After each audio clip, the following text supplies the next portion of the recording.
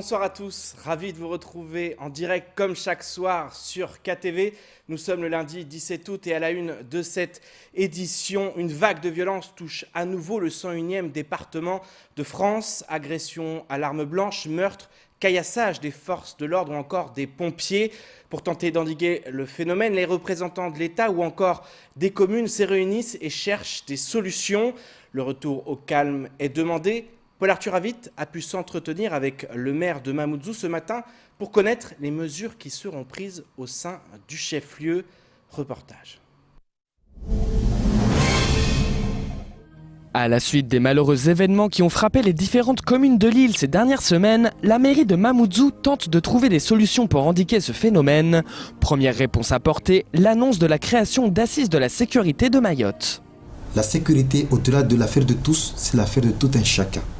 Nous devons collectivement, parents, fondis coraniques, l'école laïque, l'école coranique, les madrasas, les associations, collectivement nous devons apporter des solutions. C'est pourquoi nous avons hier, la ville de Mamoudzou a proposé qu'il y ait des assises qui soient organisées dans les prochaines semaines, dans les prochains mois, sur la sécurité, donc les assises territoriales de la sécurité à Mayotte.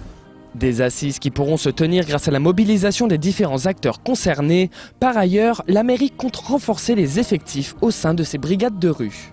Nous allons renforcer les équipes d'éducateurs spécialisés, ce qu'on a appelé nous les brigades de rue. Il faut que nous créions des conditions de la confiance. À travers ces éducateurs sociaux que nous allons dans les prochaines semaines recruter, ils vont aller au contact. Parce qu'encore une fois, si vous identifiez, vous connaissez, vous comprenez, vous apportez les solutions. Donc à travers ces éducateurs qui vont aller sur le terrain, identifier, connaître, créer la confiance avec ces jeunes-là, nous pourrons, en tout cas je reste convaincu qu'avec cette multitude de solutions, nous pourrons permettre à certains de rentrer dans le droit chemin. Voilà parmi les solutions que la ville va proposer dans les prochains jours. Des solutions que la mairie de Mamoudzou tente de trouver à son échelle, à voir maintenant du côté de la préfecture quelles actions seront proposées. Et si les violences physiques sont omniprésentes à Mayotte, certaines restent aujourd'hui encore trop souvent passées sous silence. C'est le cas des violences faites aux femmes. Femme leader, professeure et militante associative, Yasmina Aouni a décidé de briser le silence. La semaine passée, elle a pu recueillir des témoignages glaçants de femmes victimes de violences à Mayotte.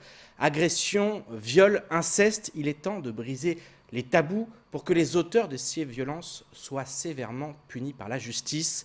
Je vous propose d'écouter ce témoignage de Yasmina Aouni lors de la matinale de Kouissi.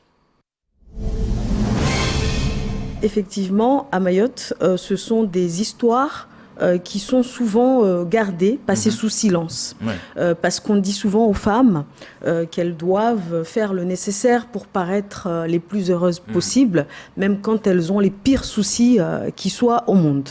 Donc effectivement, la semaine dernière, nous avons eu des femmes particulièrement courageuses qui ont osé parler publiquement sur les réseaux sociaux notamment, mais pas seulement, et qui ont parlé de ces sujets tellement tabous.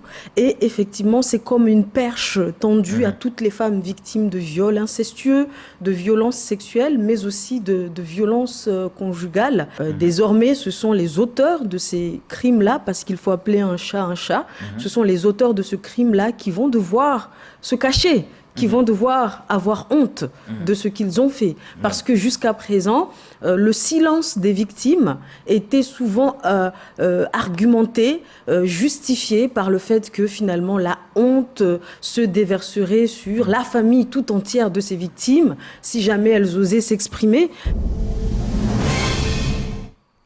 Et avant d'ouvrir une large page sur l'éducation, je vous propose de regarder le reste de l'actualité locale avec notamment la grève du côté du groupe Bernard Ayotte qui s'enlise ou encore l'arrivée d'un nouveau commandant de gendarmerie à Mayotte. Au montage, Leslie Vumenet. Face aux violences qui ne cessent d'occuper la une de l'actualité, l'ancien président du conseil départemental a décidé de prendre la parole. En réaction aux nouveaux heurts à l'encontre des sapeurs-pompiers, jeudi dernier, Daniel Zaïdani a ainsi lancé ces quelques mots dans un communiqué, je cite « La caserne du SDIS de Kahani a encore été attaquée cette nuit par des voyous. Après la manifestation de solidarité du dimanche 7 juin 2020, je tenais en ma qualité d'ancien président du SDIS et de conseiller départemental à réitérer une nouvelle fois mon soutien aux pompiers. Il est totalement inadmissible que ces délinquants aient encore la latitude d'agir à l'encontre de ces hommes et femmes qui travaillent chaque jour avec et pour la population mahoraise. Le préfet de Mayotte, la présidente du SDIS, le président du conseil départemental et son exécutif doivent immédiatement réagir afin que ces agressions cessent et ces délinquants doivent être neutralisés. En grève depuis bientôt 5 semaines, les salariés du groupe Bernard Ayotte ont reçu un soutien de la CGTR Commerce et Services à La Réunion. Dans un communiqué, le syndicat réunionnais parle de méthode coloniale d'un autre temps de la part de GBH. Mépris, répression, agression verbale et physique, direction coloniale. Le syndicat condamne les méthodes employées par le groupe Ayotte. La CGT accuse les services de l'État de s'être rangés aux côtés de GBH en mentionnant des descentes de gendarmes sur le piquet de grève. Depuis le début du conflit, les tensions sont montées crescendo et aucune sortie de crise ne semble pour l'heure envisageable. En effet, pour la direction, les négociations ont déjà eu lieu, les concessions ont déjà été faites et l'accord était quasiment signé. Mais pour les grévistes, il y a encore beaucoup à obtenir avant d'arriver à un quelconque protocole de fin de conflit. Le corps de gendarmerie de Mayotte était jusqu'à présent dirigé par le général Philippe Leclerc qui a passé la main le samedi 1er août 2020 au colonel Olivier Capel. Arrivé sur le territoire le lundi 3 août, le nouveau commandant de gendarmerie connaît le département pour y avoir servi en tant que chef du groupement tactique de gendarmerie au cours de l'année 2018. Issu de l'école spéciale militaire de Saint-Cyr, il intègre le cours supérieur de l'école des officiers de la gendarmerie nationale en 2001. Ces différentes affectations le conduisent en gendarmerie mobile et départementale, mais également à la direction de la gendarmerie ou en état-major régional. Commandant le groupement IV7 à Dijon avant d'être nommé à Mayotte, la gendarmerie assure que son expérience acquise au gré des nombreux postes occupés vont constituer un atout majeur dans les multiples missions qui lui incombent désormais. Et comme promis, place à l'éducation. Dans votre 19h, dans tout juste une semaine, les élèves du département vont reprendre le chemin des classes après une année marquée par l'épidémie de Covid-19. L'objectif est d'accueillir l'ensemble des élèves, que ce soit dans le premier comme dans le second degré. Loin d'être une mince affaire alors que le virus circule toujours et que certaines écoles, notamment dans certaines communes, n'ont pas réuni les conditions d'une reprise des cours. Néanmoins, le recteur Gilles Albou se veut optimiste et se fixe plusieurs objectifs pour cette nouvelle année scolaire. Au montage, Leslie Vumenet. L'heure de la rentrée des classes approche à Mayotte. Lundi prochain, les écoles du département vont ouvrir leurs portes aux élèves. L'occasion pour le recteur Gilles Albou de revenir sur le dispositif des vacances apprenantes qui, selon lui, a été une réussite sur le territoire. Les vacances cet été devaient être reposantes, prudentes et apprenantes. Alors évidemment d'abord reposantes pour nos personnels. On se souvient quand même d'une fin d'année particulièrement chargée. Prudente et je commence par rappeler ça, puisque on voit les collègues qui vont revenir, on voit un certain nombre de personnels qui vont revenir de vacances. On sait que tout le monde a été particulièrement prudent à la fin de l'année. On se souvient de la réouverture des collèges, des lycées, de certaines écoles qui s'est plutôt bien passée. Et il faut aussi que cette rentrée se passe bien et que le retour sur l'île pour les uns et pour les autres soit pas non plus synonyme de relâchement. Si le recteur se veut positif, il sait que tout n'est pas rose, avec notamment la grève des transporteurs scolaires qui reste d'actualité. Néanmoins, la plupart des écoles du département sont prêtes à accueillir les élèves, un vrai défi qu'il fallait relever, notamment dans certaines communes de l'île. Il est probable que cette année, et ici comme ailleurs, il y ait quelques retards ici ou là pour l'ouverture. J'ai profité là de ces derniers jours pour rencontrer un certain nombre de maires. On va les réunir tous dans le courant de cette semaine pour faire un point avec eux sur les écoles dans lesquelles il y a quelques retards. Il y aura certainement quelques retards, ça c'est sûr. Mais la grande majorité des écoles sont prêtes. On a quelques points, on va dire, de vigilance dans un certain nombre de communes. Alors pour ces communes-là, nous avons mandaté un architecte, un cabinet d'architectes pour les accompagner, pour faire un état des lieux des écoles. Donc ça a été fait pendant cet été, pour faire aussi une chronologie de travaux, des fiches actions. Tout ne sera pas complètement fini, mais le gros sera fait. Au moindre doute, dans une école, sur la formation d'un cluster, un mode dégradé sera activé avec la reprise des cours à distance.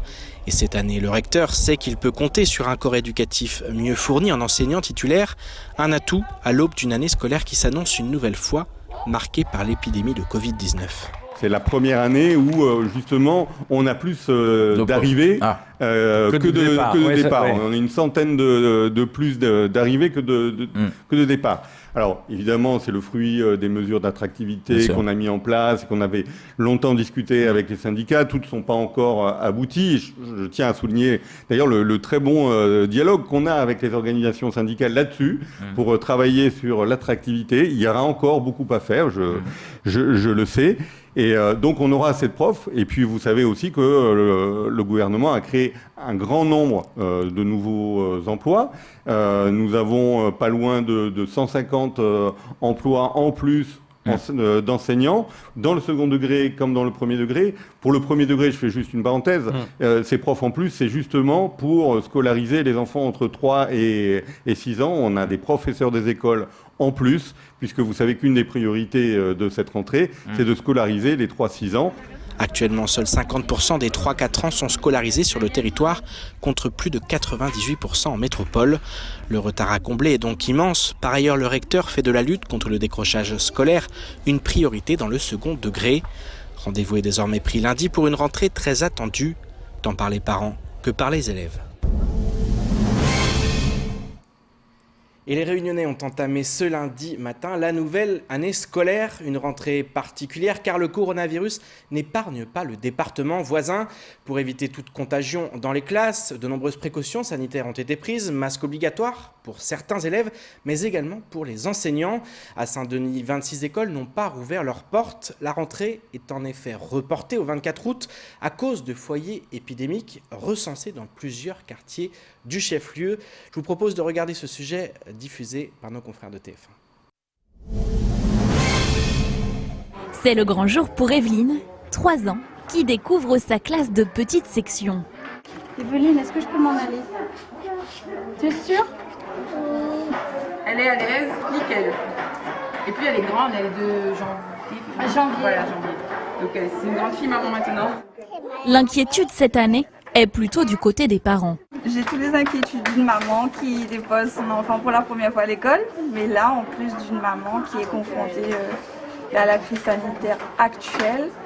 Une rentrée particulière, car la crise sanitaire n'épargne pas la Réunion. On a demandé aux enfants qui sont de retour de voyage de rester 7 jours chez eux pour respecter une septaine. Retour dans la classe des tout-petits, Jade se sent comme chez elle. Ah super! Maman, tu sais, moi je suis en jeu à l'école que toi. Je te rappelle ce soir. Tandis que d'autres ont plus de mal à sécher leurs larmes. Tu veux jouer à quoi? Oh là là, viens faire un câlin, viens. Dans la classe de Madame Capron, l'effectif est le même que les années précédentes. Ils sont près de 200 000 Réunionnais à avoir retrouvé le chemin de l'école ce matin. Mais à Saint-Denis, le chef-lieu de l'île, 26 écoles n'ont pas ouvert leurs portes aujourd'hui. La rentrée est reportée au 24 août pour cause de foyers épidémiques recensés dans plusieurs quartiers. Et c'est ainsi que s'achève cette édition. Merci de nous rester fidèles sur KTV. Rendez-vous demain dès 19h pour tout connaître de l'actualité locale. Excellente soirée sur Cozy.